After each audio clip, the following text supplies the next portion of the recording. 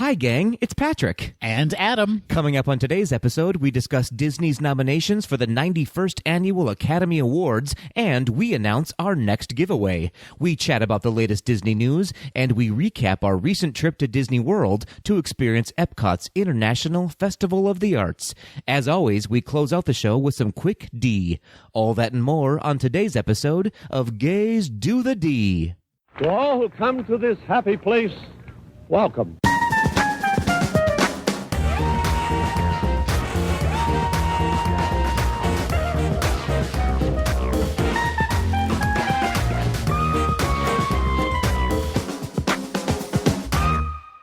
Well, hello, Adam. Hi there, Patrick. How's it going? It's great. How are you doing? I'm so cold. Oh, it's chilly here. What happened? We just came back from Florida to negative 1,000 degrees.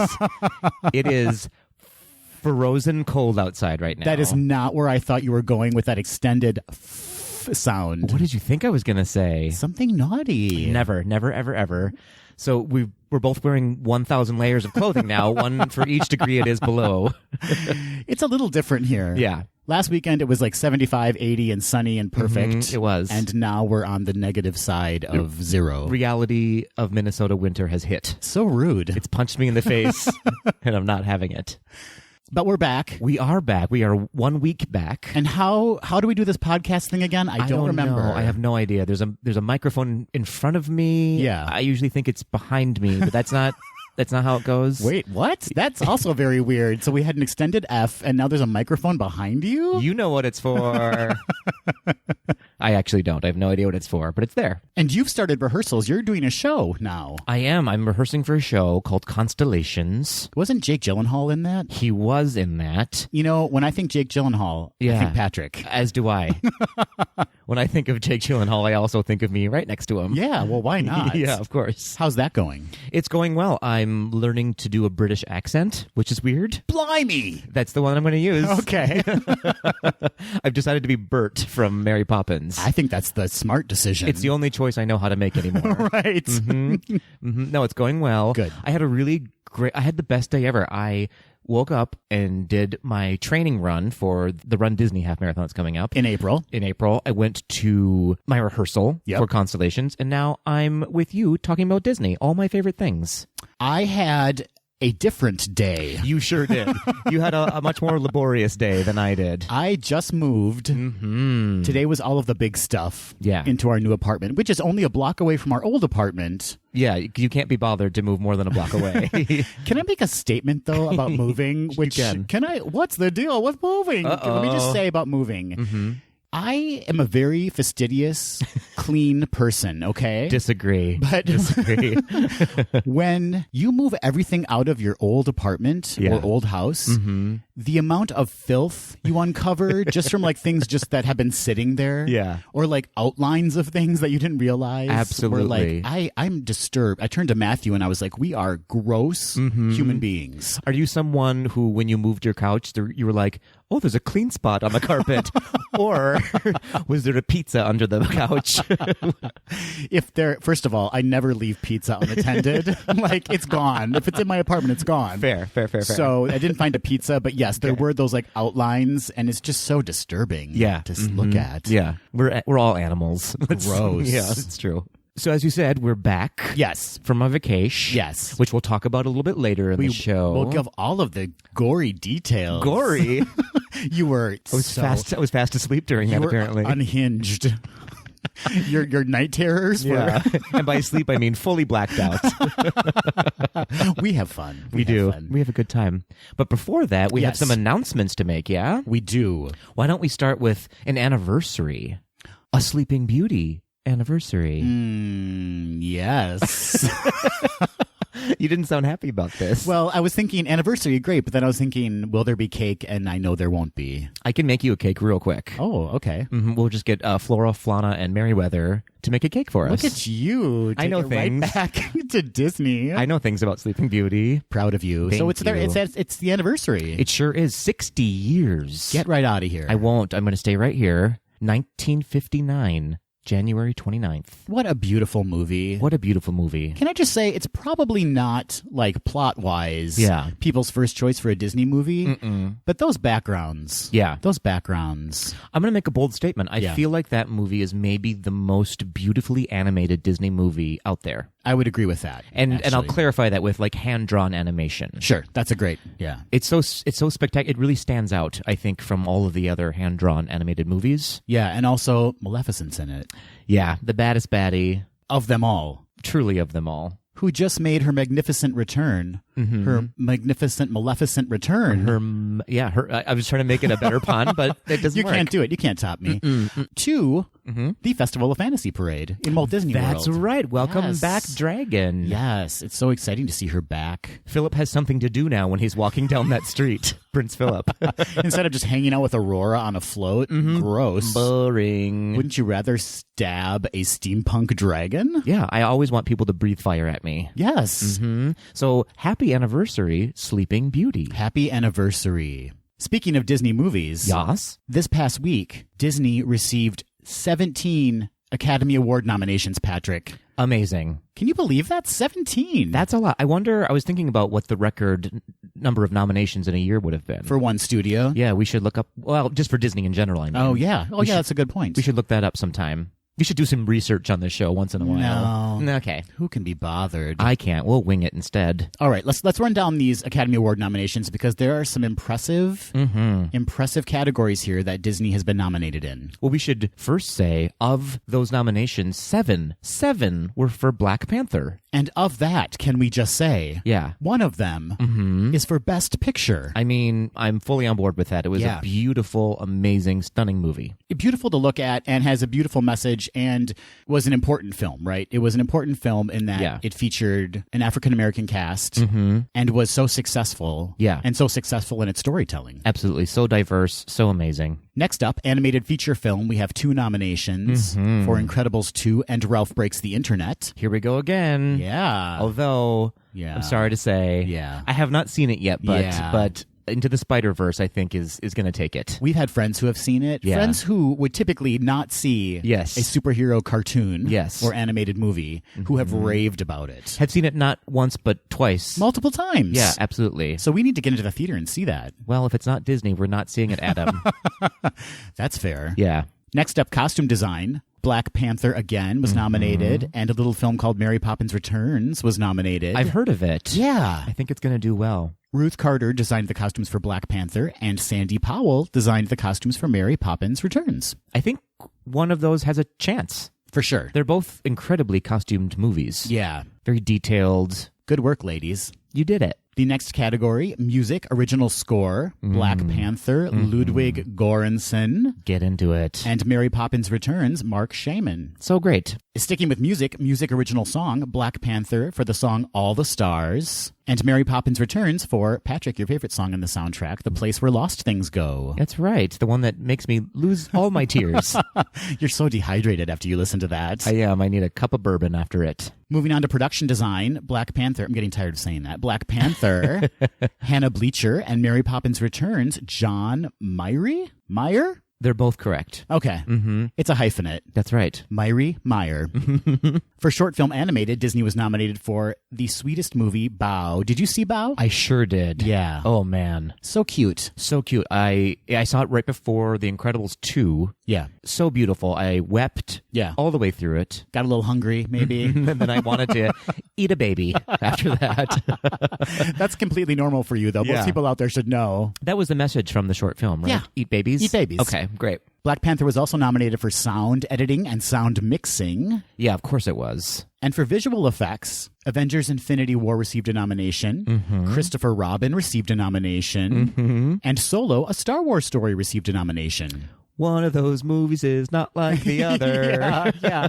Suddenly, Christopher Robin just pops right in there. Such a funny nomination. I love it. I need to see that. I ashamedly have not seen that. I've heard it's really cute, though. That seems like it's got to be... Is it already out on DVD, or is it already out for streaming? You know what? It was on the airplane. Oh, that's right. As an option when we were flying out and back. That's right. So it is out, apparently. Oh, now I regret choosing Mamma Mia, Here We Go Again. You should regret that for many, many reasons. plans? Listen, I had had some cocktails. I wasn't thinking. No, I was totally thinking. You made a full decision. I knew what I was doing, and I was proud of my choice. You put it on pause and then press play again. I did. You were invested. Listen, if anybody's going to get you through turbulence, it's Christine Baranski. Yeah, that's fair. And Cher. The 91st Annual Academy Awards will be broadcast live Sunday, February 24th on ABC beginning at 8 p.m. Eastern Time. Very, very exciting. You know what else is exciting, Patrick? Tell me about it. We have our next giveaway. What? Yes. I love giving things away. This was something we picked up on our trip down to Disney World, and we brought it back just for y'all to enter and try to win. And when you say one thing, you actually mean two things. You're right. And when you say two things, you actually mean a mystery third thing that You're I'm right. going to introduce into the little bucket of toys that we're going to You're give away. right. I love it. So first up, we have a Mouse Party Let's Celebrate exclusive Disney Parks collection pin. Love it. Super cute. It features Mickey Mouse losing his mind at a party. There's confetti. It's adorable. True story. Then we have a Mickey Through the Years slap bracelet. I love slap bracelets. They take me right back to middle school. Absolutely. They were actually banned from my middle school. Kids were using them inappropriately. Yes, same here. Well, that was when they used full-on metal inside of them. That's right. And they turned into little switchblades. The two things that were banned when I was in middle school, slap bracelets and gleeking. Do you remember kids gleeking? I do remember that. Spit on you in that weird way? Gross, yes. I never learned how to do it. Two things were banned from my school, slap bracelets and drugs. Oh. We had a very, very different middle school experiences. Yes. Yep. We sure did. And Patrick, what is the third mystery prize that you're throwing into the mix? Well, we'll talk about how we got it a little bit later, but I have a Festival of the Arts Figment coloring book. I love this. It's so cute. There's also stickers of Figment and Mickey Mouse inside of it. That's right. So if you're not so good at staying inside the lines, you got stickers. Yep. Just stickers are your backup. Slap a sticker on it. Call it a day. No, it's adorable. The cover has Figment, drawing, Spaceship Earth. Love it. So there'll be pictures of all of this swag on our Instagram account at GDTD Podcast. Tell them how they can win this bundle of toys. I'm going to do just that. Thank you. So on our Instagram, under our post, all you need to do is tag 3 of your Disney-loving friends, and you're automatically entered to win. Now, if you want to receive an extra entry, all you need to do is repost our post in your story and tag us, or repost our post in your feed and tag us. Ooh. It's just that simple. So easy. It's a slap bracelet. I tried to make it a snap, but I used the word slap instead. Did it work? No. Okay. Sorry. Great. It's fine. That was the thinker. But I'm glad you explained it. You're welcome. You didn't thank me, but I said you're welcome anyways. You usually do. One more announcement I'd like to make, Adam. Yes, what? I wanted to say a very happy birthday to Matthew, your lovely, lovely boyfriend. Everyone out there, he's 29 young years of age. Doesn't look a day over 16. He is sprightly, and he is refusing to age, and it's making me very angry. He's basically Mickey Mouse. He is kind of like Mickey Mouse. Yeah, well, thank you. That was very sweet of you to say. Yes, he turned 29 last Friday. That's right. And if you want to know who Matthew is, he's featured in some of our photos on the Gays Do the D Instagram stories. Let the stalking commence. Let the stalking begin.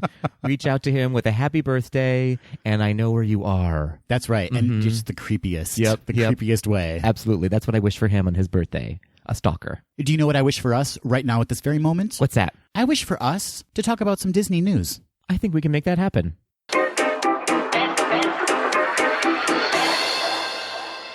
Now that we're 20 plus days into the year, tickets for Mickey's Not So Scary Halloween Party are finally on sale. Finally. I've been waiting and waiting for this to happen. I feel like this is the earliest they've ever gone on sale. Is that correct? I have never known them to go on sale this early. It's crazy town. But I'm betting that they're trying to get people in those parks because they know that Star Wars Land may or may not open. Right. So let's make people get their tickets now. They want to lock them in. Lock in those vacations. And this year, they've added an additional 2 nights for a whopping 36 chances to participate in the festivities. Those poor cast members. That's so much Halloween joy.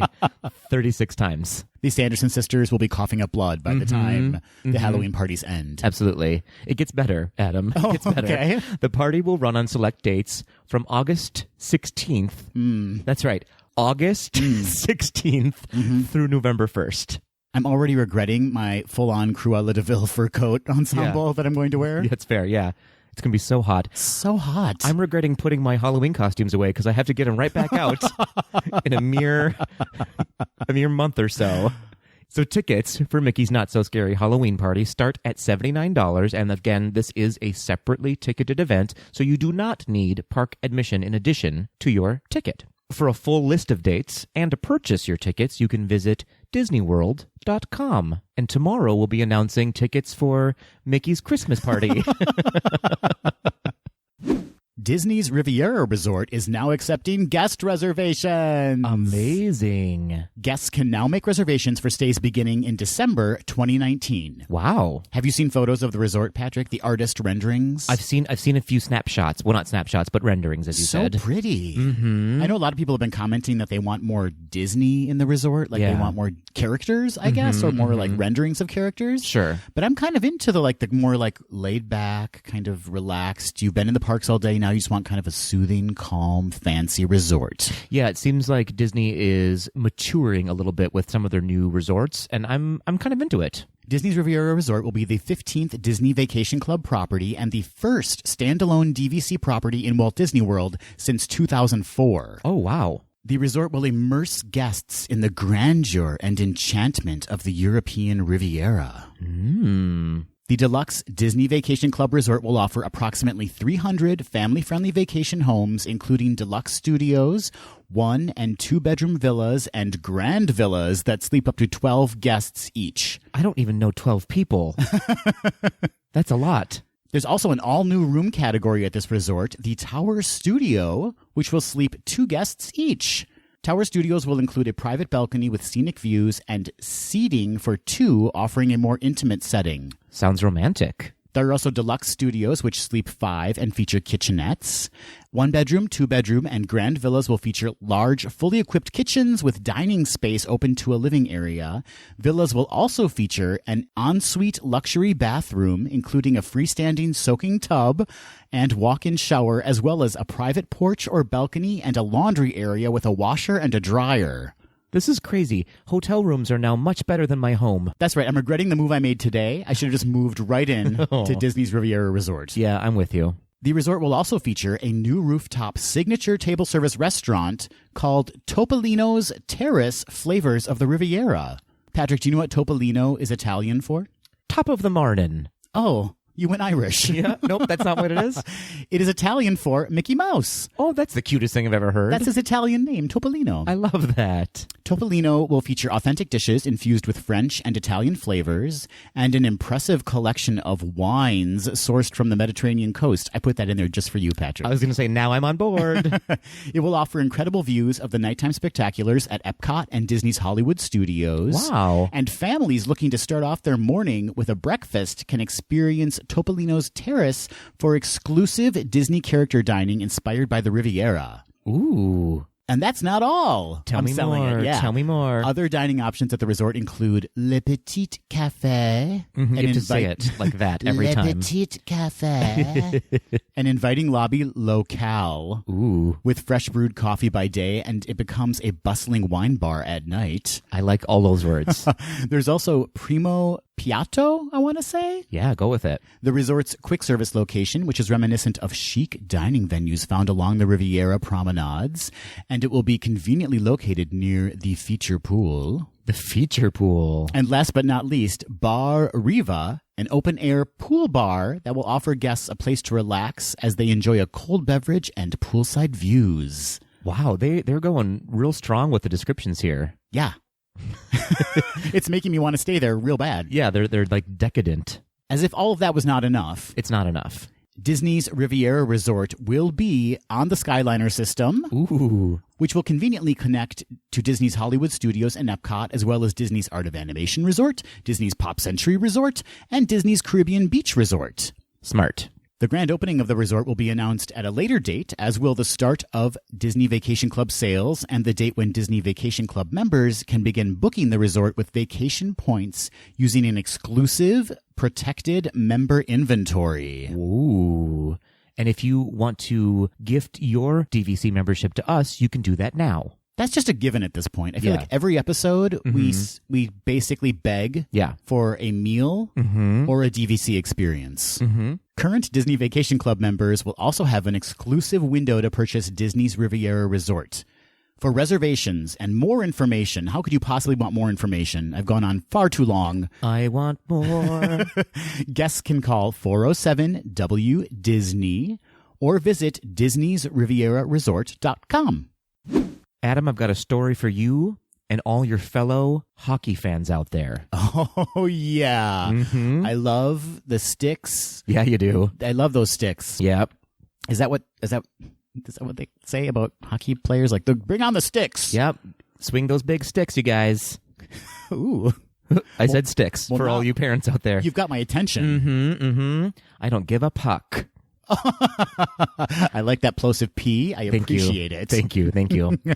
On February 11th, Disney's California Adventure will be celebrating Anaheim Ducks Day. This celebration is part of a week-long Anaheim Ducks Silver celebration, marking their 25th anniversary. The celebration at Disney will include photo ops, special activities, and more, in quotes. Okay, so I'm guessing locker room visits. Yep. Locker room tours. They're just showering. Yep. They're going to call it Pucks and Ducks. I need to be hired by Disney immediately.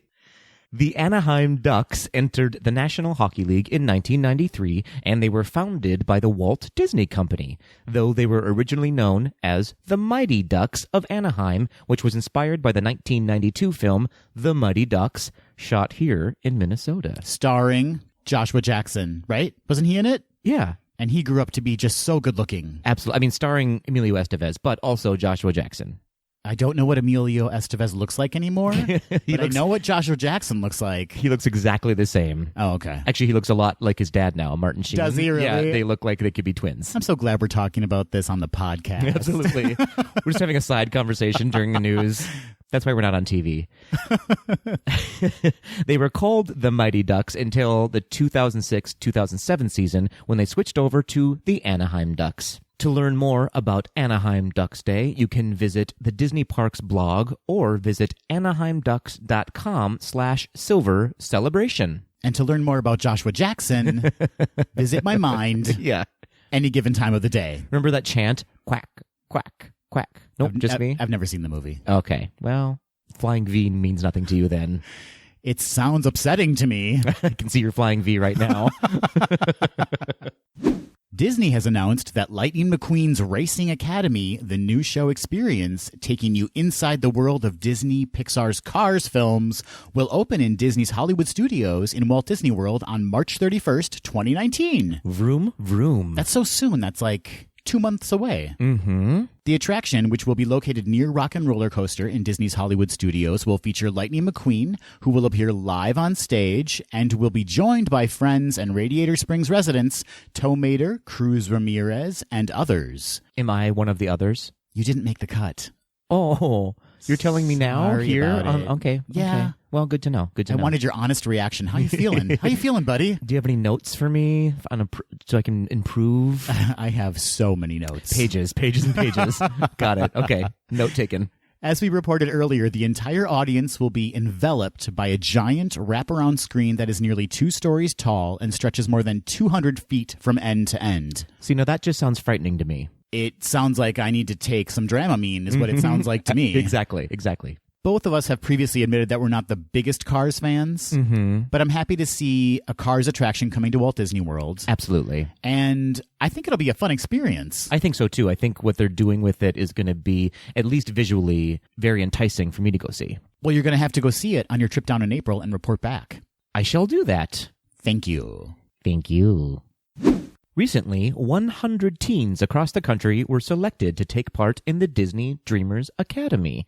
Now, in its 12th year, the Disney Dreamers Academy is a 4-day experience on-site at Walt Disney World. The goal is to inspire teens to be 100, meaning be 100% involved in every opportunity that comes their way, pursue their dreams, and make an impact in the world. This year's students, along with a parent or guardian, will receive an all-expenses-paid trip to Walt Disney World from March 21st through the 24th. They will participate in career-oriented workshops and learn life skills like communication, leadership, and networking. They will hear from guest speakers, yet to be announced, but we do know that this year's Master of Ceremonies and motivational speaker will be Steve Harvey, and I believe this is now his 6th year participating. Will he be wearing an oversized, colorful suit? That's all I want to know. I hope so, and I hope someone wins something, but he announces the wrong winner. Remember yeah, that? I remember that. I remember that. Poor Steve Harvey. Oh, he seems like actually a really great guy, and he got a lot of flack for that. Again, I want to go back in time and do this experience, and then do the Disney College program experience. Yeah. I've wasted so many years, Adam. Yeah, I'm going to agree with that. Thank you for going with me on that journey. Now you choose to validate me in that.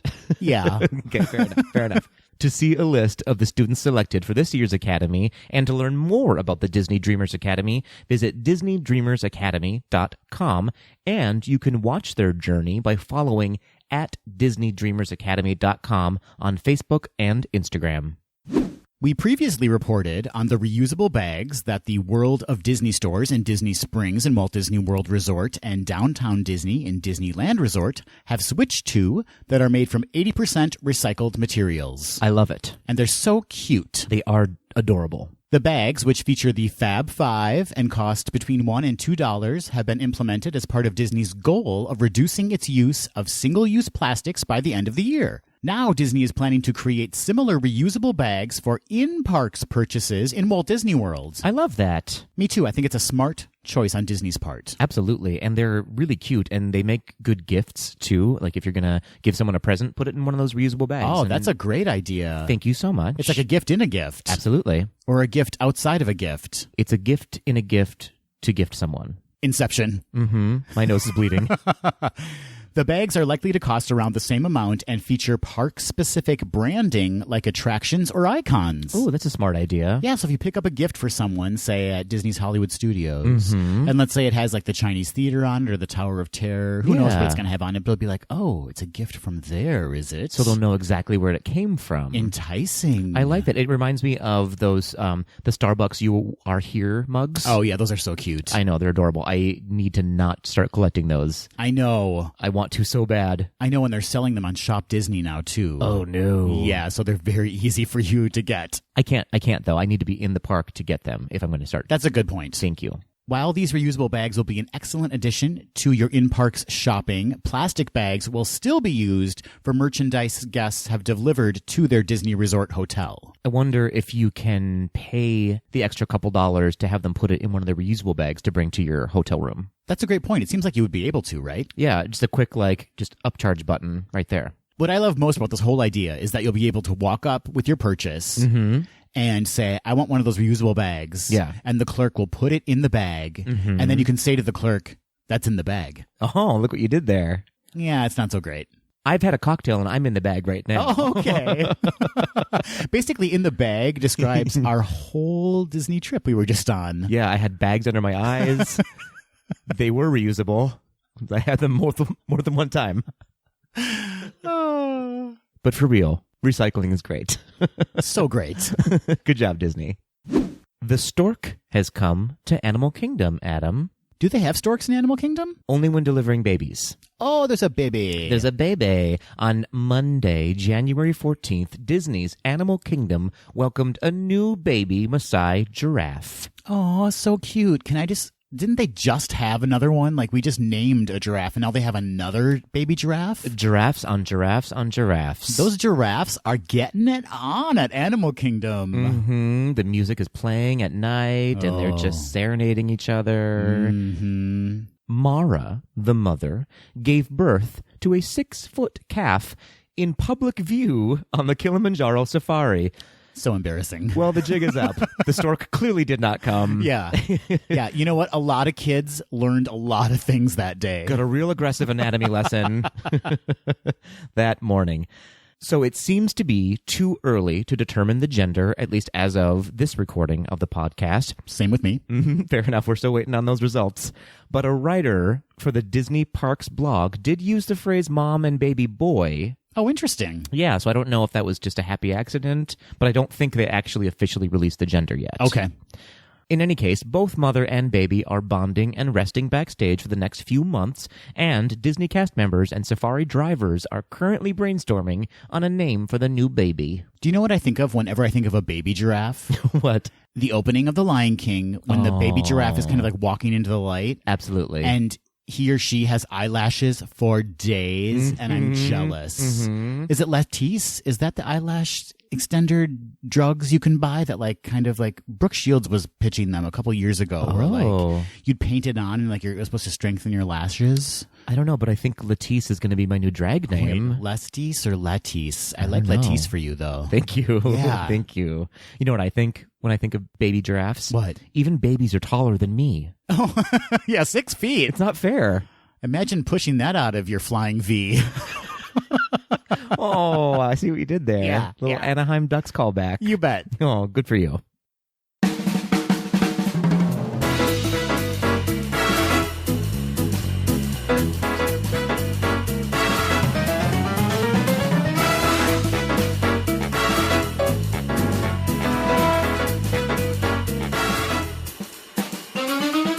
Patrick. Yas, Adam? Remember when we were in Disney World? Oh, I do. It seems like just a week ago. It's a distant, distant memory now. Well, we need to talk about it because we saw some things. We saw some things. We have some things to say about it. We drank some things. I drank a lot of things. I'm not going to lie to you. We ate some things. I ate a lot of things. I'm not going to lie to you. And we need to share it with our listeners. We sure do. All of it. We need to make them very jealous. Yeah. Or give them some advice on what to do when they go to Festival of the Arts. That's right. And let me just preface all of this by saying there are so many pictures, and there's a video on our Instagram at GDTD Podcast, which you should check out immediately. Go there now. And what I need to do, Patrick, yes, is I need to create a mega post of every single thing that we put into our mouths from the Festival of the Arts. Well, that'll just be embarrassing, Adam. We were actually kind of reserved, I thought, with the food. Yeah, that's true. The drinks, maybe not so much. We snacked more than full meals. We sure did. And then we got back to the hotel every night. We were like, what did we even eat today? Yeah, I definitely drank my calories. I'm proud of you. Thank you so much. So let's just walk through this chronologically. Okay, let's do that. Because we took off on a Thursday. And let me just say, right out of the gate, Patrick. Yeah. You were nice enough to treat us both to a first-class experience, and it was my first class experience. Listen up. And I'm never going back. I know. I don't care if I go bankrupt. Can I just say that first class is sadly, I mean, it's wonderful, but it's also sadly what like regular class was when I was a kid. Yeah. Do you know what I'm saying? Like, it's a full meal. In the 1950s. Yeah. Well, I mean, it wasn't the 1950s. Rude. But but flying back when I was a kid, back in the 80s, was more of an experience, and they really treated you right. Yeah. And first class for me, this trip down there really seemed like that all over again, with obviously some added perks like drinks. Fair enough. And I want to just preface your preface with, it's not as though I'm a millionaire and like I fly first class all the time. Right. I happen to have the Delta Amex, which I recommend to a lot of people because I use it for Disney trips like this to like give myself a little extra experience. As do I. And once a year you get a first class ticket and companion ticket for free. So that's why I was able to do that. I wanted to gift that to you. Well, I'm so grateful that you did that because it was incredible. I loved it. Good. I'm glad. Yeah. And we don't get any kickbacks from Delta or Amex, just so you know. And from now on, it's me sitting in the back of the plane. Well, again, thank you so much because it was very, very special for me to experience that. It was my pleasure. And it included breakfast on the way down and Prosecco. It sure did. I mean, I feel like delightful. I maybe had a full bottle of Prosecco. We were on vacation. We were allowed to treat ourselves. ourselves. It's true. You're right. And once we got down there, we took a lift to Disney's Boardwalk Inn, which is where we were staying. We sure did. And may I thank you? You sort of like took the brunt of the cost on the Boardwalk Inn. Well, it was my pleasure because I had never experienced it, and you had never as well. I had stayed back in the Crescent Lake area, but you had not, correct? Correct. I've only run past it as part of the Run Disney half marathon, and I've always like run past it looking to my left and going, I want to stay there. Yeah. And now I did, and it was amazing. You know what I love about that area is at night when you get back from the parks. It's the nightlife. Yeah, particularly when the parks close early, as they did when we were there, like around 8 o'clock or 9 o'clock. Yeah. To be able to go back and grab a drink somewhere, grab some food somewhere, and just look at that beautiful view. Yeah, it's incredible. one of those. So it's almost like a dock that you're walking around. Yeah. And in the daytime, it's gorgeous, but at night it lights up and it's so beautiful. Yeah. As Disney does, their lighting in Disney is second to none. I loved it, but when we checked in, our room was actually not ready. We got there real early though. We did. We took the first flight out of Minneapolis. We sure did. We couldn't wait to leave. We sure did. And so we changed and checked our bags, and we headed to where, Patrick? We headed to Animal Kingdom. Animal Kingdom. We got wild. We did. We got wild in Animal Kingdom. Yeah. The biggest surprise for me there was the Christmas tree was still up. Merry Christmas in mid-January. Absolutely. Patrick. But I was grateful for it because it's beautiful. I've never seen it before. It really is. It sort of took me out of where we were in time, though. Yeah. Because it was very past Christmas. Yes. And they were playing Christmas music in the very like the ticketing gate area. Yeah. And it was a little weird. Weird. There are some minor Christmas elements sprinkled throughout Animal Kingdom, but for the most part it's kind of in that front park area where you see most of it. And that tree is beautiful. They use all of the animals from the movies. Yeah. It's cute. Yeah, it's super cute. So naturally, the first place we stopped was Nomad Lounge for drinks and food. Yeah, we had gone at least an hour without a drink. What was happening? We were confused. It was unnatural. I needed my medicine. That's right. And we had the chef's house-made charcuterie board. We sure did. Which was delightful. Very delightful. And we had Tiffin's signature bread service. Yes, I was just going to say, however, I loved the bread better than the charcuterie plate. Oh, man, so good. Yeah. For only $11 was the bread service. And there was a lot of bread. A lot of bread. That could have been a meal for two people, really. Yeah, and there were 3 sauces with it. There were 3 dipping sauces. So good. Yeah. So delicious. Highly recommended. And we had some cocktails, of course. We did. What did you have? I had the Hightower Rocks. Oh, that's right. Which was tequila and watermelon and sweet and sour and lime juice. And actually I had 2 of them because the first one was so tasty. And I'm not a sweet drinks guy. Yeah. Like if it's too sweet, I can't do a lot of it. Yeah. This one's the first sip, I will admit, the first sip I took, I was like, oh, I don't know. But then it turned kind of spicy. It did, yeah. And I was into it. So I got another one. It didn't have that syrupy taste to it. It was good. Delicious. It was good. And what did you have? I had the Tempting Tigress. You sure did. Obviously. Which had bourbon. It was a bourbon-based drink with some allspice dram, some tamarind syrup, and some lime juice. And that was tasty, too. I sampled it, and it was delicious. It was delicious enough to have 2. That's right. That's right. And the reason we went to Nomad Lounge was because we were hungry, we were thirsty. Yeah. But we were also waiting for the next performance of the Festival of the Lion King. It's true. And may I just say, though, I recommend getting a little seat on the porch there. Oh, my gosh. At Nomad. It was great.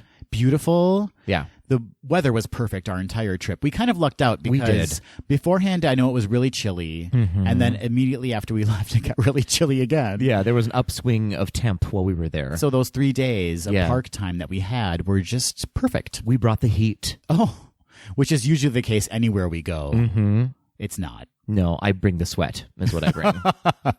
So we did Festival of the Lion King. My favorite show, I think, on property. Wonderful. And we had the surprising delight while we were walking into Dino Land. We got to meet Wonder Robbie on Instagram. That's we his sure handle. did. His name is Robbie. Yeah. His Instagram handle's Wonder Robbie. And his lovely husband and their beautiful, beautiful daughter. Oh my gosh. Their sweetest little daughter. Couldn't be a more well-behaved child. I know. It was kind of unnatural. She was like a young Mary Poppins in the making. She was very polite.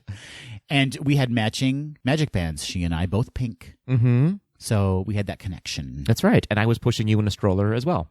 Listen, when you're on a first-class flight with Prosecco and then you have some drinks at Nomad Lounge, you need some help. Yeah, it's true. And speaking of more drinks, what is wrong with us, Patrick? We went right from cocktails to another drink, didn't we? We sure did. We went to Trilobites, and you were nice enough to introduce me to one of your Fab Five sweet treats in the parks. That's right. The Smoky Bones chocolate shake with bourbon and candied bacon. So good. Isn't it so good? So good. Yeah. So good. Yeah, it's a hidden gem in the park. I will be getting that every time I go to Animal Kingdom now. It's perfect. It's a perfect drink to have on the way to Dinosaur. It sure is. Which we did immediately after that drink. Which we did. We said hello to Felicia Rashad. And then we said goodbye, Felicia. Oh, good for you. Thank you so much. Although I said good, I was very proper about it. You were goodbye, Felicia. Good day to you, Felicia. That's what I said. And you tip your top hat. That's right. And off you go. Right. And then we did a little Avatar Flight of Passage. Oh, I'm so glad that you woke up at 1:30 in the morning, I'm sure, to get that Fast Pass. It's a must-do. It is. It really is. I mean, having a Fast Pass, obviously, if you can get it, makes it just so much more easy and accessible. And I gotta say, Patrick, we were on the outer edge of the ride, which I'd never been on before. I think it's safe to say we were maybe in, quote unquote, the worst seats you can have. So if you're looking at the screen, if you believe it's a screen. It's real life. Yeah.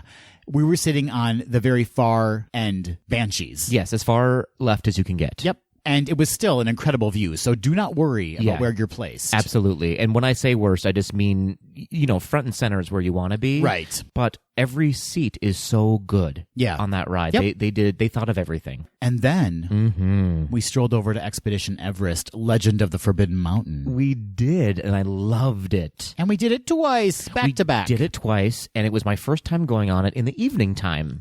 How did you feel about that? I think that's how I prefer it now. Yes. It made it extra scary. It does. And I got to say, it makes you notice things more, right? Because you're not adjusting to daylight and then dark. Yes. So that Yeti oh, goodness. is right there, and you're very aware that he or she is right there in your face. Yes. And I'll give you a hot tip, Adam. I really think a lot of people want to get front row on these roller coasters. Yeah. I think very back row is the way to go. Listen, that second time around, we got put in the very back row. Oh, boy. And it was delightful. You think you're never going to stop going backwards. It's just a constant curve. Absolutely. Going backwards. It's crazy. I loved it. Yeah, for sure. And when you go over that hill, it's like you're like being whipped over the top of the hill. It's amazing. Back row's best, I say. Hashtag I like it in the back. After all those rides and all that snacking and all that drinking, we were like, what now? And the answer was Disney Springs. It sure was. Where we shoveled some deluxe burger into our mouths. We sure did. Yeah, we needed it. We did, and I had never been there. Had you? I had not. I really liked it. I did too. It was another hidden gem, although it's very popular, I imagine. Sure. But very affordable as well, I would say. Was on the Disney dining plan for us. Yeah, and they do have the order ahead of time. What's the app called? Mobile order. Mobile order. Yep. We didn't need it, turned out. Right. We just walked right in. But it was delicious. It was perfect. It was quick. It was exactly what I wanted. Yeah. And those dipping sauces, though. So many sauces, which I appreciate. Thank you, Deluxe Burger. I want all of the sauce options at my disposal. Yeah, I want a sauce bar wherever I go now. Yeah. And then, Patrick. Yas. To wrap up the evening. Yas. We headed back to the boardwalk. Because I was aware of it. You had never been. I had never been. Yeah. But I was like, let's go to Abracadabar on the boardwalk. That is the best idea you had. I think in the duration of our friendship. Oh, I was going to say like my whole life, but yeah. Probably, yeah. Yeah. I need to go there every trip now, I feel like. I can't recommend it enough. It was fantastic. The service was great. The bartenders and the staff were so fun to talk to. We need to give a shout out to Skippy and Gail and Chelsea. Yes. Who were the 3 cast members who were working that night, that first night we went. Yeah. And all 3 of them were incredible. They were so fantastic and so charming and so delightful. And I have to say, leave the kids at home, find a babysitter, and go there, because as an adult, you're going to want to sit in this bar because it's not necessarily Disney. Right. But they do add a lot of magic to your experience. Yes. And all 3 of those cast members were so generous with their time in explaining the bar to us and the magical elements that were happening around us. Yes. It was really phenomenal. And Patrick, what did you have to drink there? Well, I had 2 drinks. I had the Black Hatton. That's what I had too. Yes, which is basically a Manhattan with a little extra magic in it, right? It was so good. It was so good. It was a little bit darker than a Manhattan tends to be. Yeah. And then I was talking to Skippy. Hi, Skippy. Hi, Skippy. And he happened to mention some secret items on the menu. Yes, that's right. Because the bartenders are encouraged to make up their own drink sometimes. Yep. And he made this rosemary concoction. Yeah. I think it was called a spanked rosemary. He was doing something to that rosemary. Yeah, he made this drink, which already looked delicious. Yeah. And then he took out not just like some rosemary sprinkles, a full rosemary branch. Yep. And just slapped it over the drink. Yeah. And it was so good. And I was like, oh, I don't know about rosemary in a drink, but it just had a nice aroma to it. Yeah. That you didn't really taste the rosemary, but you were smelling it as you were drinking. It was so smart and so good. I gotta say, the whole bar smelled of fresh rosemary after he did that. It did, and I yeah. was like, thank you, Skippy. Amazing. Yeah, it was great. So go there and ask them about the magic that's happening in the room, because there's a lot of hidden secrets that we So shouldn't cool. maybe give away necessarily. Right. But it's an experience to be had for sure. Right. If you are of drinking age, Abracadabar is not to be missed. Absolutely. So after that, we stumbled back to our room We at the Boardwalk Inn We trashed back to our rooms. because we had to get up early the next morning, which was Friday. Yeah. Because we had a breakfast reservation at the Garden Grill in the Land Pavilion at Epcot. So great. And first of all, we should just say that our reservation was early enough Yes. that it was pre-park open, so Patrick and I got to stroll through Epcot, through World Showcase. Like queens that we are. to our reservation, and it was such an experience to be in Epcot when it was Yes. so empty. Another hot tip, do an early park reservation before the park opens, because you get some photo opportunities that you wouldn't get with a full park. Yep, and specifically we should say, do the breakfast at the Garden Grill in the Land Pavilion. It was so good. I knew I was going to have fun, but I always sort of temper my expectations for character, especially breakfasts or dinners. Yeah. And this delivered so hard. Yes. I want to do it again. Yeah, we had phenomenal character interaction. Like, I have never had an experience where so many characters were at my disposal at once and just like coming up and like spending quality time with you. They weren't just rushing off to the next table. No. They were making jokes with you, and we should say it was Mickey. Yes. And Pluto. And Chip and Dale. Chip and Dale, yeah. Oh, and all of them were just fantastic. And Mickey is dressed in his little farmer's outfit. So cute. I love it because it's over, of course, living with the land. Right. So it makes sense that he would be dressed as a farmer with all the vegetation that's there. Such good theming. It was great. And this was part of our Disney on Broadway dining package. So this was an option where we chose this meal, and because we paid a little bit extra for it, we got guaranteed VIP seating at the Disney on Broadway concert series performance that evening. Yes, which we'll get to in a little bit. We will. But let's go back to the food, because we had cinnamon rolls, Patrick. Oh, I wouldn't even call it a cinnamon roll. I'd call it a cinnamon pan. And like kissed by God, maybe the cinnamon rolls were so good. She came down and kissed her cinnamon rolls. Yep. I loved it. It was so good. I said this to you at the table. I'm not usually a cinnamon roll guy. Yeah. I'm not a big breakfast pastry person. Right. But this was beyond delicious. Yeah, and may I recommend eating them from the center out? Yeah, because that's where like the soft spot is, right? So good. Yeah. And then we also had Mickey waffles, of course. Yeah. Eggs, bacon, sausage, fruit, salsa. The salsa was so good. The salsa was so good. It tasted, it was homemade salsa, like restaurant-made salsa. So and it was good. Perfect. And they also had like a chocolate hazelnut sauce that accompanied like the waffles. Yeah, it was almost like a Nutella situation that we dripped over the... gosh darn it. I need to go back. Bye. Yeah, and we have so many pictures of the characters coming to our table. In fact, it was, seriously, we experienced 2 rounds of characters, really, coming back. Like, Chip and Dale came back twice, Mickey came back twice, Pluto came back twice, and all of them spent just a great amount of time with us. I have to say, I usually, sometimes with those character meet and greets, I laugh out of politeness, or I mingle with them in a nice way. Right. This, I was belly roll laughing. They were so fun and funny. Listen, I couldn't stop. We tried to capture, we didn't capture all of it, but Chip, we were wearing our Gays Do the D t-shirts. Chip gave us a wink. Yeah. And Chip basically vogued. Yeah. And then gave a full-on like drag diva performance. It was amazing. Incredible. Chip made my day. Incredible. It was fantastic. And after that, our bellies full. Yes. Smiles on our faces. Yeah. We went soaring around the world. We sure did. And we, of course, chose B1. Yeah, this is your hot tip for Soarin'. Yes. If you want to sit dead center on the ride, top row, so nobody's feet are dangling over you. Yeah. And you want to sit in the center so there's no weird bending of the Eiffel Tower. You know what I'm talking about.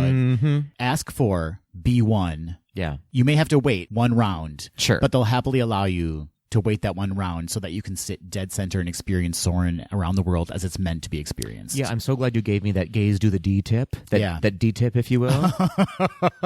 Oh, Patrick. It's happening from now on.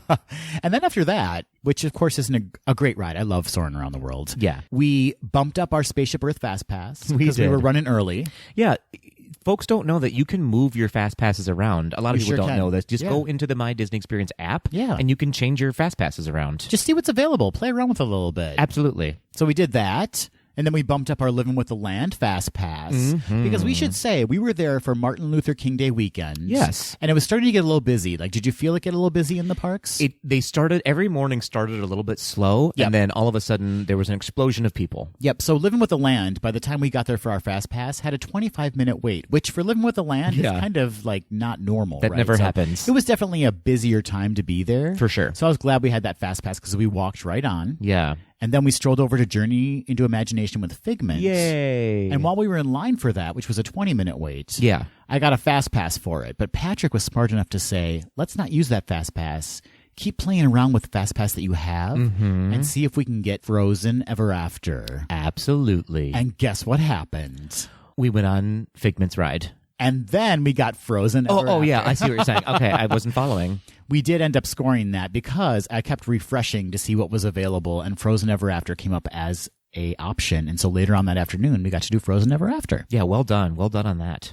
And after that, it was World Showcase time, right? Because we were there for the Festival of the Arts. It was day one. Day one of Festival of the Arts. Yes. And you were smart enough to know that you could pick up a Figment's Brush with the Masters scavenger hunt map. I'm so glad they do this now. First of all, let me preface this for prefacing things. Yeah. You were like, do you want one? And I was like, no, you can do it, and I'll just like do it along with you. Yeah. By the end of our scavenger hunt, I was the one who was like, we gotta find. You were far more into it than I was. I was like, we'll just cheat. It's fine. You were like, no, we have to find every single one. I was into it. It was actually a lot more fun than I was expecting it to be. So for those of you who don't know, this is sort of a scavenger hunt that you can do throughout the World Showcase, kind of like how they do for the Easter egg hunt. Right. And they have one for Festival of the Arts where you find these paintings hidden throughout the World Showcase that Figment has replaced a character in the painting with himself. Yes, and let me just say, some of them are much harder than you think they're going to. Like, you think you're just going to walk into a pavilion and find it right away. It's not easy. We hunted in a couple of them. Like Germany, I'm still not sure where it was. There are like three I think we didn't find. Japan, Germany, and Mexico, we didn't find them. Yeah, it was bonkers. It was harder, but of course, when you find them, you feel like a king. Absolutely. It was a lot of fun. It was a lot of fun. I'm so glad you had the foresight to do that because I really enjoyed that experience. Oh, good. I'm glad. And while we did that scavenger hunt, of course, we ate our way around World Showcase too. Not just ate. Yeah, I drank. Yeah. So we started at the Odyssey Festival Showplace at the Painter's Palette. Yeah. And we had the beer flight paired with popcorn. Which was so cute. It was really cute. I don't know if it was my favorite thing that we did or ate, but I agree. It was fun. I agree. And it was like it was a Pilsner and like an IPA and an oatmeal brown ale. Yes, and they paired each of these drinks with a differently flavored popcorn. So I think there was a barbecue one. Bacon barbecue, yep. Mm-hmm. There was a blue cheese. Yep, buffalo blue cheese. And what was the last? Oh, jalapeno. Jalapeno ranch. That was off the top of my head. That was really good. Thank you. Yeah. And they were all very tasty. I wanted more popcorn, though. Yeah, I think I would have rather just had a popcorn flight. Yeah. And then we just happened to grab a photo with Donald outside the Mexico Pavilion, which I'd never done before, which I've always wanted to do because I think Same. Donald in that sombrero and poncho is so cute. Just adorable. Yeah. And something fun that they do for the Festival of the Arts, so all the character meet and greets in the World Showcase, they also have a little painting that accompanies them. Yes. And Donald had a painting of Donald. Which he himself painted, of course. Yeah, it was very funny. Yeah. It was cute. So great. And then we just happened to stroll over to the China Pavilion, where we went to the Painted Panda. Yeah. And had the Dragon and Phoenix, which was spicy sautéed shrimp with spinach noodles. What did you think about this? I really liked it. Yeah. We said when we were eating it, we were like, oh, this is one of the better things I've had in one of these sort of carts that are outside of the restaurants. And it was delicious. The shrimp, I could honestly like take or leave. Yeah. But the noodles, surprisingly, and I'm not a noodles guy. Yeah. But they had a really spicy finish to them, which I appreciated. They were great. And which was surprising because they were spinach noodles, right? Right. And they had a little kick to them. They did. They were really tasty. Yeah, I liked it. And as we mentioned, the whole time we were looking for Figment, right? We're like going everywhere for Figment, like looking where is he going to be. And so we went through like Norway and Germany and Italy and the American Adventure and Japan. And we found him most of the time. Yeah. It's a clever way to get you to see things you haven't seen before. That's right. In those World Showcase pavilions. Yeah. So it was nice. I'm glad that we did that for that reason, too. And then we stopped by the Morocco Pavilion. Yeah. And we stopped at the Mosaic Canteen. Yeah. Where they had spiced beef with pine nuts and dried cherries and hummus and pita chips. All in one thing. So the pita chips were to dip into all of that, but all those other greens that you listed were all in this like cup, right? Yes. Yeah. So good. It was so good. So filling. I mean, we both said we wanted more cherries, right? Yeah, the cherries were delicious, and I wanted more of them in there, but this was easily enough food for two people. I mean, we both kind of struggled to finish it. Yeah. This is something that I noticed throughout the Festival of the Arts for those foods. They are more plentiful, I think, than the other festivals are. I totally agree. I mean, I haven't been to all the festivals, but definitely Food and Wine. Yeah. This is more bang for your buck. Yeah. On the food. Yeah, oftentimes for Food and Wine, you get like a shrimp. Yeah. And this was like a bowl full of food for whatever, like $7.99 was the regular price. Yeah. I think both of us would agree that the spiced beef with pine nuts at the Mosaic Canteen is a must-do. Yeah. It was really tasty. Yeah, a must throw in your mouth. And then, of course, we strolled over to France. You had a mission in France. This was one that I wanted. This was one that I had You called had been out. talking about it all day long. In the festival book, this is one that I had seen and called out as something that I needed to throw down my throat. And listen to this pronunciation, Patrick. I'm excited. At l'Art de la Cuisine Française. That was really good, actually. Thank you so much. You've been practicing. Anybody who speaks French and was listening to that was like, that was trash, but I'm proud of myself. No, you've been practicing Frenching all day long, apparently. So they had a drink that was called the Frosé. And this is where I'm going to butcher it. It was frozen Côte de Provence rosé wine. That was pretty good. With Grey Goose vodka and peach puree. Yeah, I have to say, here's what I'll say. They need a new name for this because frosé sounds a little trashy to me. Oh, but yeah, okay. You know what? Yeah. It sounds like, let's have some frosés on the boat. Yeah, that's a good point. On the pontoon. This was much more elevated. It was more elegant. It was delicious. Yeah. And it was kind of perfect because we had reached France at the point of the day when the sun was at its peak. Yes. And while it was never like stifling hot down there, the sun, it was intense. Yeah. And so to have a nice frozen, fruity, vodka-y drink was a delight. And it was enormous. So big. So big. There's pictures of us drinking them, I believe, on our Instagram. On the Instagram. And you can see how they're enormous and so delicious. Yeah, I really enjoyed it. Yeah. But we did have that Frozen Ever After Fast Pass that we had to hightail it back to Norway for. That's right. We had a frosé on the way to Frozen. Oh my gosh. What? Patrick. That was perfect. Thank you. And after that, we kind of worked our way back around World Showcase. We backtracked. We knew we had that Fast Pass for Frozen, so we were making our way as far as we could and then backtracked to some favorites that we wanted to hit again. And the entire time, there are booths, right? So not just food booths, but there are artist booths around World Showcase. We've only been talking about food and booze. It is the Festival of the Arts, after all. Yes. And there are some really impressive artists there who create beautiful, kind of unexpected works inspired by Disney. Very beautiful. Yeah. And some of the artists are there that you can meet and have them sign your pieces of art that you've purchased. That's right. And some of them were actually making pieces of art there on the spot, which was so fun to see. Really fun to watch. Yeah. But enough about the art at the Festival of the Arts. Yeah. What? Art? There were also performance artists, which were really great to watch. Yeah. There were living statues. But enough of it. I'm sick of talking about it because we have more food to talk about. But there also was that guy who was to music doing a painting. Oh my gosh. It was really cool. Yeah, it was so cool. He was just doing it live. It was like a mix between making an art installation and being an art installation. It was like choreography. Yeah. It was like a dance piece. Yeah. And painting and live art, performance art. Yeah. And I think he was making a Mickey Mouse painting. He was. Yeah, it was really cool. Yeah. I loved it. Do you know what else I loved? Is it a drink?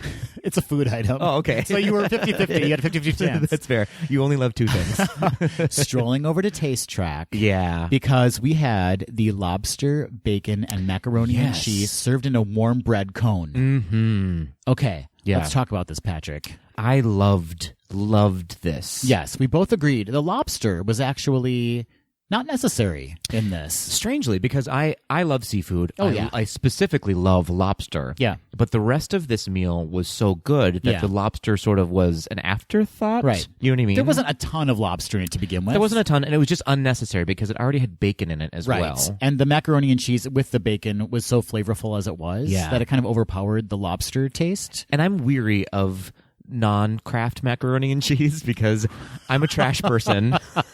I'm a trash person from the hills, and I love craft macaroni and cheese. Yeah. But this was so good, so creamy, so cheesy. Yeah. It was perfect. And the bread cone, too, was delicious. Delicious. I think I have to say there must have been like a little garlic flavor in the bread there was or some something. kind of added. Yeah. Highly recommended. If you're going to be there for Festival of the Arts, seek out this food item. Delicious. Mm-hmm. And then, of course, we hadn't had a drink in 20 minutes. And so we were dehydrated. And we had some time before our Disney on Broadway concert. We sure did. So we walked over to, and you had never been there, Patrick. Yeah. To the Tutto Gusto wine cellar in Italy. Yeah. I didn't even know it existed, to be frank with you. Mm-hmm. It's right next to Tutto Gusto, the restaurant. And it's just a walk-up bar. And tip, they do serve food from Tutto Gusto in the wine bar. That's right. Should you want that. Yeah. But you can just walk up to the bar and grab a drink and stand there, and it's so charming in the inside.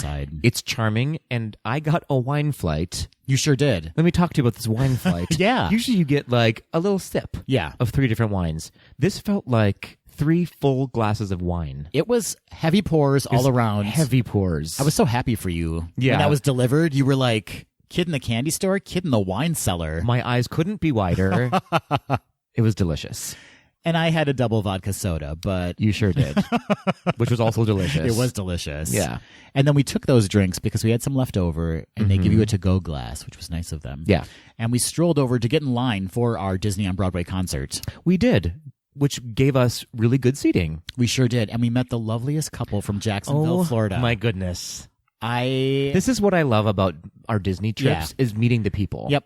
I love talking to people Yeah. because almost nowhere else do I go that I feel so comfortable just striking up a conversation Absolutely. with complete strangers Yep. and always being impressed by those people. And they had the greatest stories because they actually honeymooned at the Magic Kingdom the year it opened. Oh my gosh. And they went to the Top of the World Lounge and at the Contemporary Resort in Disney World and saw Rosemary Clooney. I thought I was going to faint. Can you imagine that experience? I thought I was going to die. I was like, are you kidding me? I wanted to slap Nancy in her perfect face.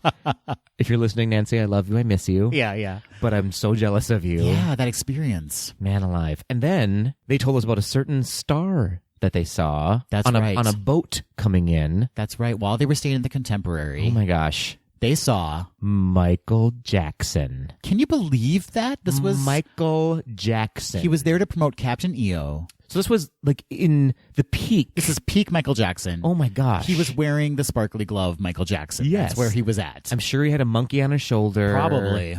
Amazing. Yeah. These two, like, they couldn't stop telling these stories, and they told them so nonchalantly. Like, Right. I mean, Michael Jackson was there, and da-da-da-da, but they couldn't have been the most humble, cutest couple I've They ever were so met in my cute. life. I loved them. Yeah. Yeah.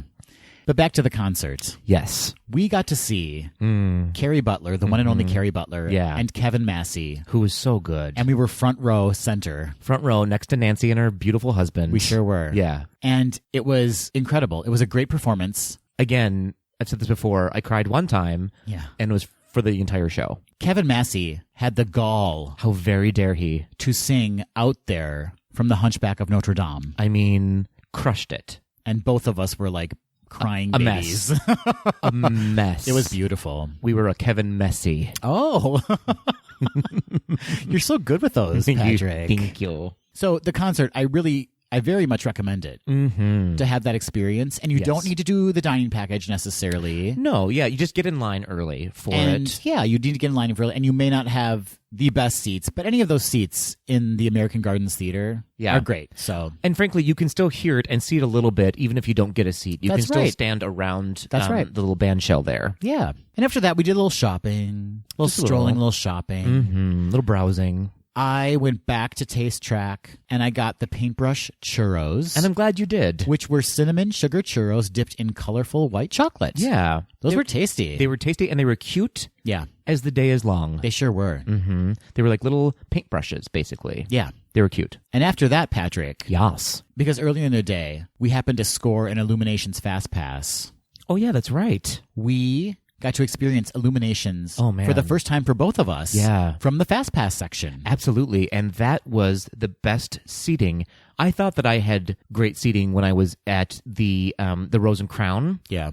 On the little patio there. Yeah. No. Yeah. Folks, I'm telling you. Yeah. Do the Fast Pass section. I saw Illuminations in an entirely new way, and I experienced things that I had not experienced before, and it's clearly this is how you're meant to see it, it feels like. Yes, absolutely. The genius of Disney is that anywhere you see it from, it's still going to be beautiful, and you're going to get a great experience, but this specific spot is sort of like the focal center of where you should be watching it.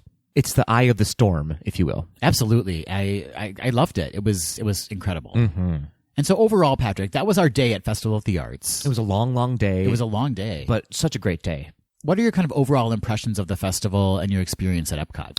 You know what? I really liked it. There was a lot of fun things to do. We painted the community wall. Loved that. That was super fun. The mosaic, yeah. Something you can do it for free. Yep. Very fun. There was so many good food offerings, so much art to see. Mm-hmm. You almost needed a second helping of it. Do you know what I mean? Mm-hmm. I really enjoyed it. I think it's on par with the Flower and Garden Festival for me. I think I like Flower and Garden better than Food and Wine. Mm-hmm. And I would put the Festival of the Arts in a second place, because I have not experienced the Christmas holidays around Festival the world. Of the holidays, yeah. Yeah. What about you? I really enjoyed it. I will say it was leaps and bounds above Food and Wine for me. Yeah. And I will say that art is in the eye of the beholder, right? So like some of the art was like, that is a painting of a stormtrooper. And to someone who is a huge Star Wars fan, that is like gold for them, right? Mm-hmm. Every booth offers something different and will offer something different to the level of fan you are or what you're expecting from your Disney art experience. Yes. So there were some booths that neither of us were just really interested in at all. For sure. But then there were definitely booths that we stopped in for, 15, 20 minutes? For a while, and hemmed and hawed about, am I going to buy this? Am I not going to buy this? Exactly. Yeah. And I loved the addition. We haven't talked about these yet, and they were kind of like a little added bonus of the character paintings that they added to World Showcase. Mm-hmm. So in each pavilion now, they have character paintings. Like, for instance, in Morocco, they have a little Abu you can like hunt for and find him. Yeah. And in France, they had a little Lumiere. Mm-hmm. Super cute. Just these kind of like little moments of Disney magic that you happen upon while you're in the pavilions. And have we verified, are these new in general, or are they only for Festival of the Arts, or what's the deal with those? I don't know if they go beyond the festival. Okay. But they were just added prior to the festival. Oh, okay. And they are beautiful. Yeah, they're really well done. And fun to find as well. We caught ourselves looking for those specifically in the pavilions. Yeah, it was great. So I really enjoyed the experience overall, and I would absolutely go back to Festival of the Arts. And here's what I'll say about it, just real quick, is that while we love Food and Wine, it tends to get a little bit drunk parents without their kids. Yeah. Do you know what I mean? Yeah. People kind of go a little bit crazy there. And for Festival of the Arts, it was a little bit more reserved.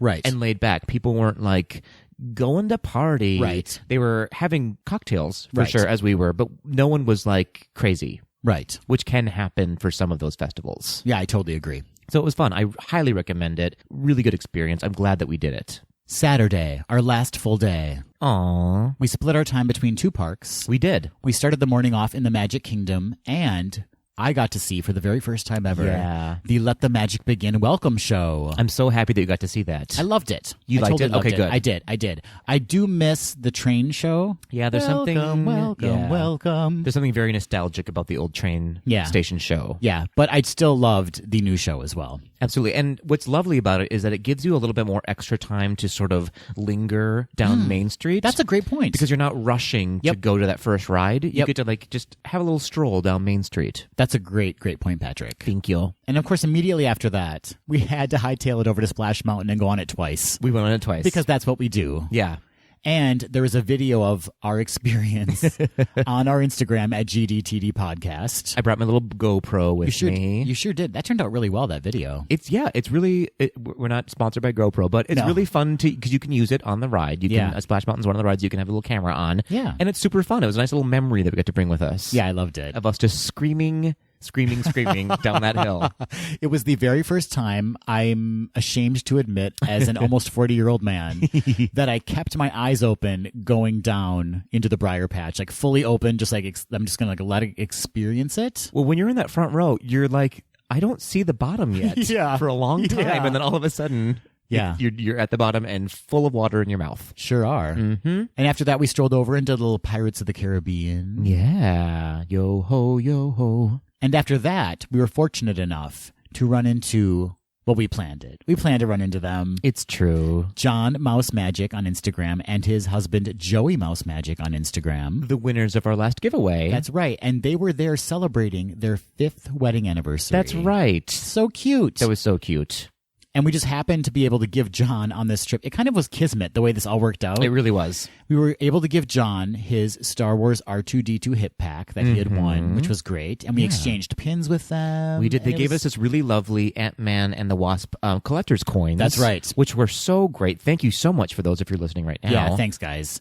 And they had created for their trip some really beautiful Epcot-inspired Festival of the Arts pins. Yes. That they give to cast members. They said when they go down, they give them to cast members. They were great, and they sort of had the little paint behind them like the Festival of the Arts, the watercolor, which was really cute. Kind of, yeah. They're really crafty. I'm jealous of their talent. And after that, we caught Mickey's Royal Friendship Fair, which I'd never seen before. Oh, that's right. I forgot that you had not seen that. Yeah. Isn't it delightful? Yeah, I really loved it. It's so fun. Well, while we were eating a Mickey pretzel. That was Patrick's breakfast, everyone. Not a lie. Not a lie. I was like, I don't need food. I need Splash Mountain. Yep. And then I need a Mickey pretzel. Yep. And I'm good for the day. Yep. Mm-hmm. And then the big moment. Yeah. We got to experience Move It, Shake It, Mouska Dance It Street Party. We sure did. Tell me your thoughts. I moved it. Yeah. I shook it. You did. I Mouska danced it. You sure did. I liked it. I cannot stop singing the theme song. Mm-hmm. It's an earworm for sure. Yeah, I liked it a lot. It is very colorful. Mickey and Minnie are there in their new outfits. Mm-hmm. It's a good time. Yeah. I liked it. I had a great time. Yeah, it was a fun time. I was genuinely laughing and smiling and dancing. I loved it. And there's a video of us dancing on our Instagram at GDTD Podcast. Clarabelle Cow was part of it. Moo, Clarabelle. It was really fun. All the classic characters were there, which was really fun. And they come into the street and dance with you. Yeah, which is great. It was so good. It was so fun. Kids loved it. They lost their minds. We lost our minds. Go do that parade. And then we did the little Haunted Mansion, as you do. Your favorite. I love it. Love it. And then, a first for both of us, we got a little hungry. Yeah. And we strolled into lunch at Columbia Harbor House. Yeah. Which was jam-packed. Jam-packed. But I had the trio platter. You which did. I have to tell everybody, it is a combination of fried shrimp and breaded chicken breast nuggets and hush puppies and French fries. Yes. And it is the most fried thing you can possibly eat, and it was like the perfect thing at that moment. Like, I just want that fried theme park food. Yes. And I just shoved it in my mouth, and Patrick, actually, while he was there, purchased... I got the Mickey 90th birthday celebration sipper. It is the cutest... I love it. ...sipper, and it's big. It's enormous. I have to say that, but it's adorable. I'm literally using it right now. Yeah. I have it filled with my Coke Zero. You sure do. Mm-hmm. Yeah. With a side of bourbon. So you can get that at Columbia Harbor House. It's super cute. You can get it in multiple places, but you can certainly buy it there. And I had the lobster roll, which was what I had for lunch. Not your favorite. It was not my favorite. Yeah. It was a flavor of food Yep. that was not lobster, but it was in a roll. Yeah. So points for it being in a roll. Yeah. Okay. But man, you were working that Mickey sipper the entire lunch. I was eyed by so many 8-year-old kids who were like, is that for me?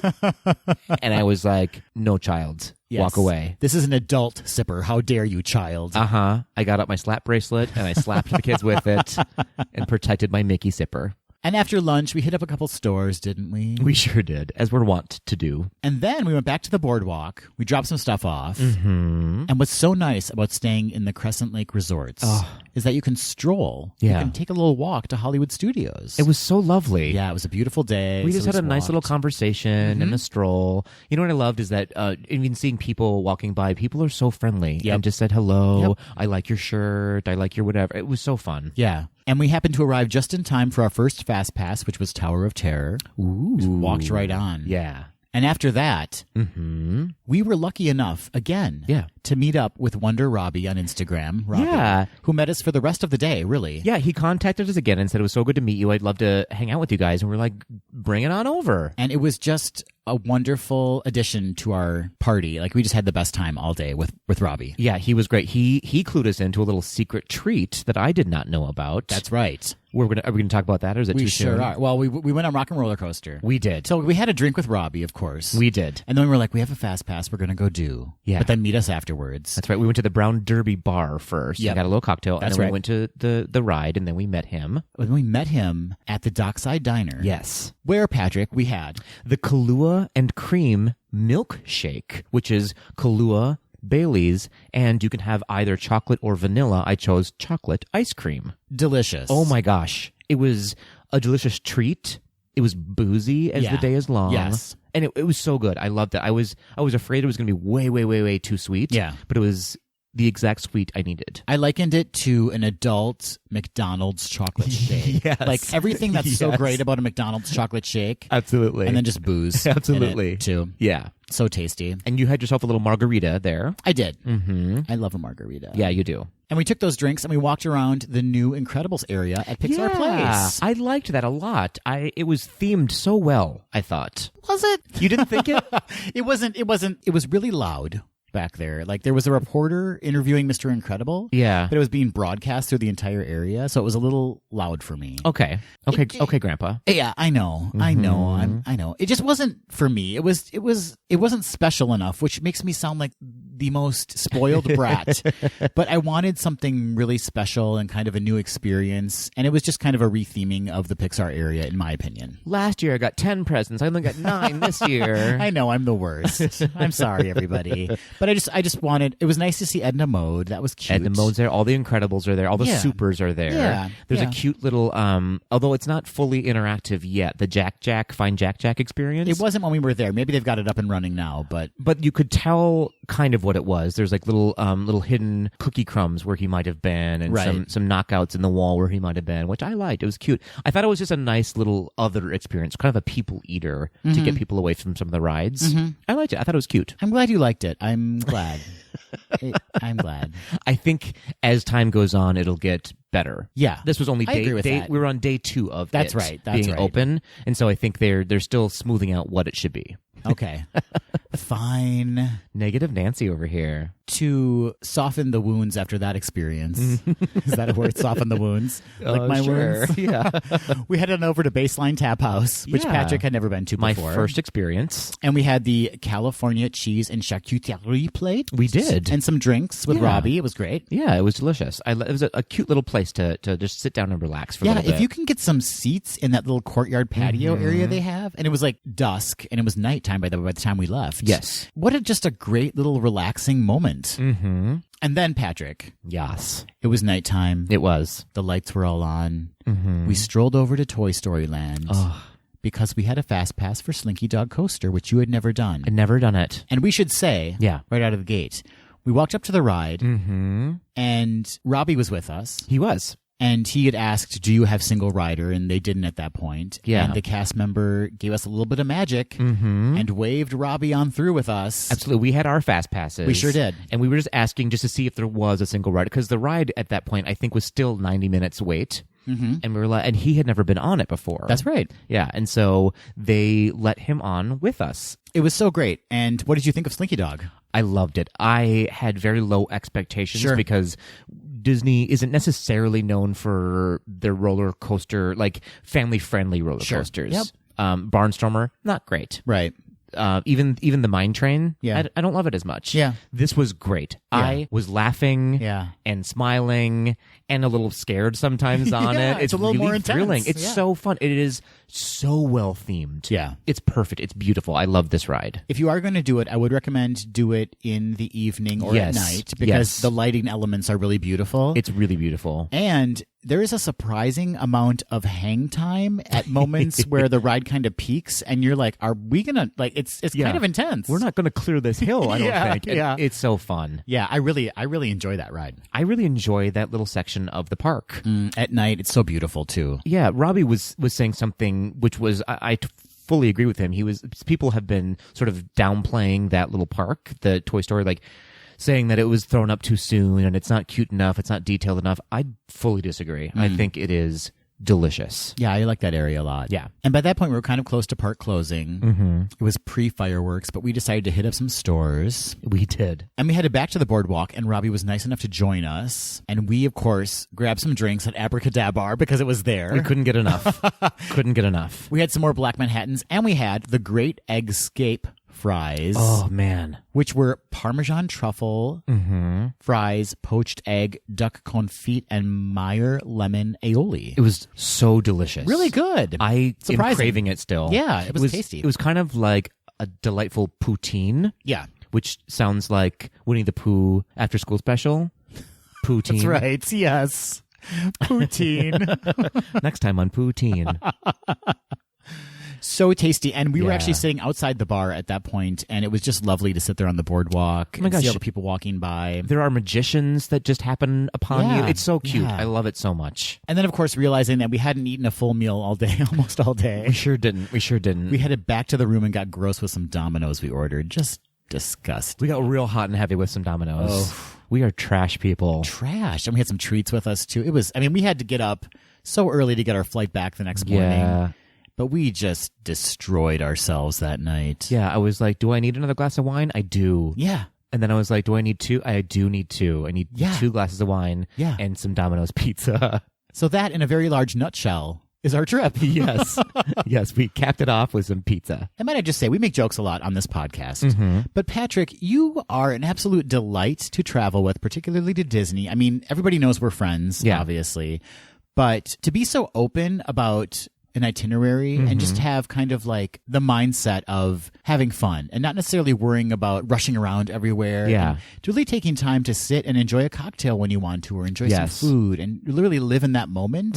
It was phenomenal to travel with you. I loved it. I would agree. I am really fun to travel with. Yeah. Okay. What about me? What about me? No, though? of course. The same to you. We kept saying to each other throughout the trip of how lucky we are that we're friends who can travel together and have a good time. And also that I think the best way to experience Disney is to really just temper your expectations and let yourself be surprised and delighted. Don't try to manufacture a magical experience. When you just let it happen, you're going to have the best time, right? To not overschedule yourself is a huge part of it. To just really enjoy the experience, take it all in. And I will say, something I realized on this trip in particular is that Disney really allows you to be a part of a world that is more open. Yes. There's so many times we commented on this trip that we're talking to people we wouldn't necessarily talk to in our everyday lives. Yeah. Not that we don't want to. It's just that socially we kind of tend to close ourselves off a little bit more. Yes. Particularly in these times. And to be there and to have a very open experience with people is something that I think all of us can kind of take with us from that experience and try to apply to our lives outside of the parks. You're absolutely right. You're on my beam today because I was going to say that exact sentiment. You are allowed to be openly yourself in the Disney parks. Do you know what I mean? I think specifically speaking from a gay experience, I spent so much of my life sort of quieting my gay self. Do you know what I mean? Yes. And trying to butch up myself a little bit and sort of conform. And even today, I find myself doing it at different bars that I don't feel necessarily safe being openly myself.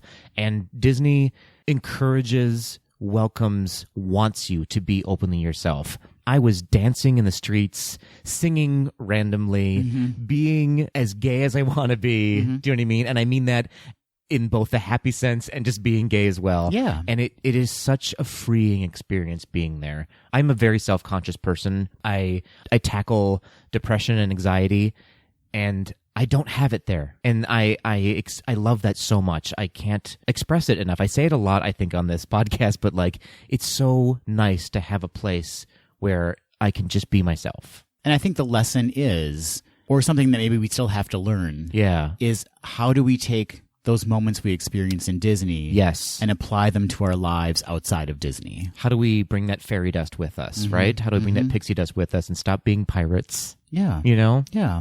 So thank you, Disney, for that. And thank you, Adam, for always being my partner there. You know what I mean? I feel like we make such a good duo over there. Yeah, I really enjoyed traveling with you. And again, this was just a phenomenal trip, and I can't wait to go back with you very, very soon. So we had a wonderful time, of course. We did. And if you've been there for Festival of the Arts, let us know. We'd like to hear about your experiences, what you thought. You can email us at info@gaysdothedeed.com. Or you can reach out to us on social media at GDTD Podcast.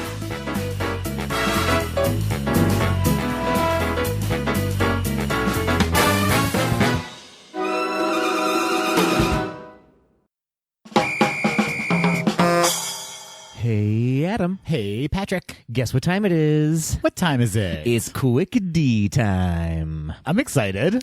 I'm always excited when there's a quick D in my future. Just a quick one, though, huh? Just Not a quick like one. Okay, well, some people like D all night, but you just like a quick one. Oh, dear. We're already derailed. Oh. For those of you who don't know, Quick D is where Adam and I ask each other a question that we've not been privy to prior to this recording. That's correct. So, Adam. Yes. Won't you put your best D forward and kick us off? I will. And I would like to say that for the first time ever, I am prepared for this segment, and you, Patrick, have not done your homework this week. I did my homework on the bus. Okay, so I'm going to give you my question first, and then you're going to give me your slapped together mess of a question after that. Fair enough. Okay, Patrick. Yes. We were just at Festival of the Arts at Epcot. Were we, though? Yep. Okay. And you have been commissioned to paint a very lewd portrait of one Disney character. Well. And it's going to be inappropriate. I don't need you to go into details. Yeah. I just want you to tell me which character is it going to be. Sure. What is that setting going to be like? Yeah. What kind of poses? I mean, maybe do and go into details. Maybe I do need details. Who are you choosing? Brer Bear. Oh. That was so quick, Patrick. Listen up. I was unprepared for how fast that answer came. That bodes well in my life. Why Brer Bear? Listen, if you've been on Splash Mountain, you know that bear be presenting. How many? We counted the last time we went on it. How many times does he present his bare bottom? I believe there are 3 Brer Bear bottom presentations. 3? Yeah. Okay, so you're going to be painting a portrait of Brer Bear. Yes. Is he still going to be wearing like the blue jacket and the red hat, or is that coming off? It's a mesh jacket now. Okay, so he's going clubbing maybe later? Yes, and it's a captain's hat. Okay. Now this time. All right.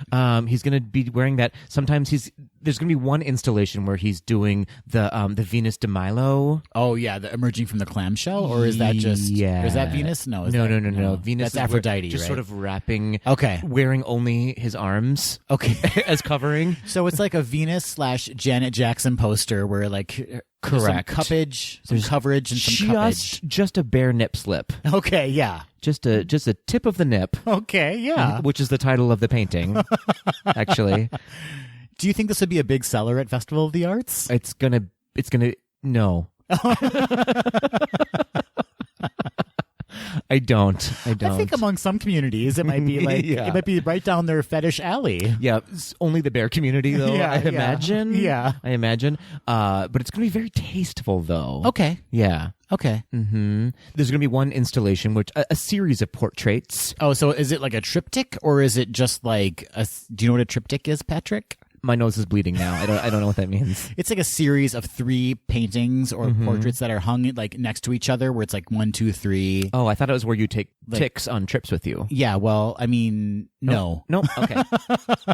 Well, I don't know anything about art. Okay, apparently. so it's a series. You're doing a series of portraits of Brer Bear wearing just a Mickey pretzel in various places. Oh, actually, I was prepared for like a kind of junk response from you, but that actually could be a big seller. I can see that actually being a big seller. It's called Tasteful Tasty. Yep. And the last one is just him pouring cheese sauce on himself, kind of like Flashdance. Kind of like Flashdance. Flashdance moment. Yes. He just pulls a string and cheese sauce falls all over him. I'm trying to think of a cheese that like sounds like Flash, so it's like Flashdance, but like Gouda. No, is there a fromage dance? It's a fromage dance. That sounds so smelly. Yeah. Can you imagine trying to get that cheese out of that fur? I can't imagine it. I'm watering at the mouth right now. So look for that at next year's Festival of the Arts. I'm telling you, you are going to sell out and quickly, my friend. Thank you so much. Mm-hmm. Adam, my question's similar to your question. Okay. You have been surprised. You've been selected as a new artist for Festival of the Arts. Okay. What is your art installation? And it cannot be just paintings. And obviously nothing to do with Brer Bear, because you've cornered the market on that. I sure have. Good luck to all you Brer Bear artists out there. Think of all the mediums you have to choose from. I know. I'm thinking like sculpture. I'm thinking like interpretive dance. Yeah. I mean, I'm thinking in that direction as it is, because the costumes alone. Yeah. Like I'm thinking me in a short. Yeah. Like inappropriately short. Yeah. Where it's like, is that just above the knee? Yeah. Listen, some people, they would be like, please just keep it at that. That's too short for you, Adam. No, nobody. Yeah. No one would say that. I think I'm going to go with interpretive dance, because I believe that I have something to express about the Disney experience and the characters and the history of the films that Disney has produced, as well as the music alone would be phenomenal, right? I mean, the inclusion of music. Absolutely. So you're giving us a history lesson through interpretive dance. I think I want to give the journey of Disney through interpretive dance. That's I like correct. That. So I like that. Can you imagine the kind of struggle and depth of feeling that I will need to express to get across to the audience the loss of Oswald? Like what that will mean fair to point. the audience and to me as well. Yeah. There'll be a kind of a Twyla Tharp moment, I imagine, in that moment where I'm kind of just going all over the place. Yes. You don't really know what's going on, but I am in fact dancing. Yeah. Although you may not recognize it as dance, it is happening. I can imagine the struggle to sit through it. Okay. We see things differently. We do. But can I join you on that journey? Yeah, journey. And accompany you with the talents of my nose whistle. Oh, wait, what? You have a nose whistle? No, but I imagine that I can learn it and join you on your... Nope. Okay. This is a solo experience. I feel like you have your bear pretzel thing. Okay, fine. And so I need to have my own choreography thing? You do. Is that okay? Okay, thank you. Yeah. What's the piece de resistance? What's the grand finale of it? The grand finale will be where we're at now, which is kind of the next phase for Disney. Yeah. And in particular, it's going to be called Grand Opening. Oh, no. And yes, exactly what you're imagining right now. That is, in fact, what will be happening. Oh, dear. Yes. Some may say it's inappropriate. To me, though, it is the definition of art. Do you know what I'm saying? I do, and that's what's troubling me. Yeah, like a focal point, just a hot moment, a kind of, how would you say, almost as if a universe was collapsing. Yeah. It's like the Eye of Sauron. That's correct. That's a good way of saying it. And it's going to be very intense. I imagine. Some people may call it disturbing. But some people have called it sloppy.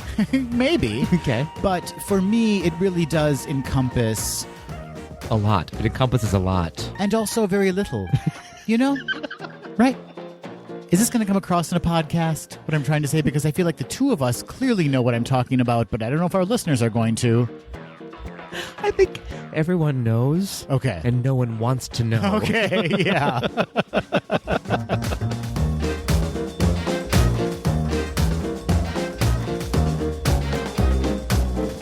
That will do it for this episode of Gays Do the D. Thanks for listening.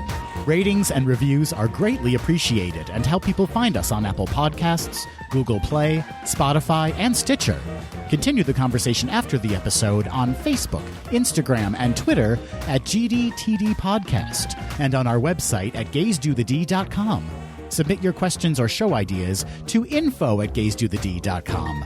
Have a great week, everybody. See you real soon.